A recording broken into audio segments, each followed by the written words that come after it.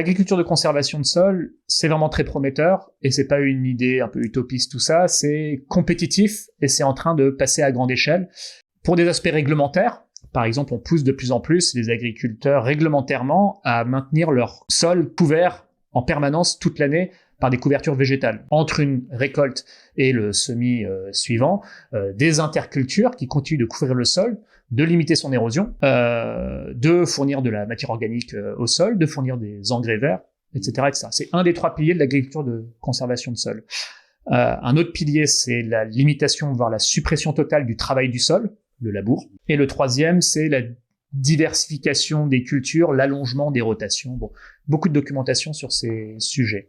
En quelques mots, moi je suis plutôt confiant et je suis un bobo écolo, gaucho, parigo qui a jamais enfilé des bottes. Cependant, je sais lire et écouter des témoignages par centaines d'agronomes, d'agriculteurs, d'industriels qui m'amènent à cette conclusion que j'ai vérifiée auprès des mêmes communautés, qui disent oui, ça tient la route. Donc, je pense que ce sera la pratique dominante d'ici 20-30 ans, parce que l'agriculture conventionnelle est simplement pas compétitive. Alors pourquoi?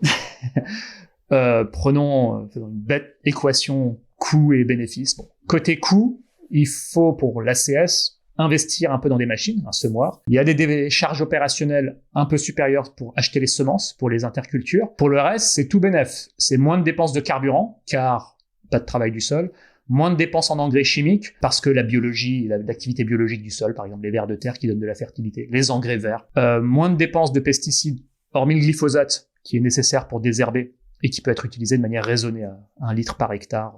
C'est un mal pour un bien, on va dire, et peut-être qu'un jour on en réussira à s'en passer. Pour le reste, moins de pesticides, par exemple en reposant sur le rôle des auxiliaires de culture, les coccinelles qui vont peut-être bouffer les pucerons, plein de choses comme ça. Un autre système à imaginer. Moins d'irrigation, car le sol étant plus poreux, peut davantage absorber l'eau, plutôt que cette eau ne ruisselle et au passage abîme encore plus les sols, et va davantage s'infiltrer. Donc déjà en cas d'inondation c'est pratique, l'eau va moins ruisseler, et en cas de sécheresse, on aura stocké de l'eau dans le sol. Et on aura moins besoin d'irriguer. L'un dans l'autre, les estimations, c'est que l'ACS, agriculture de conservation des sols, c'est de l'ordre de 150 à 300 € de charge opérationnelle en moins par hectare. Okay.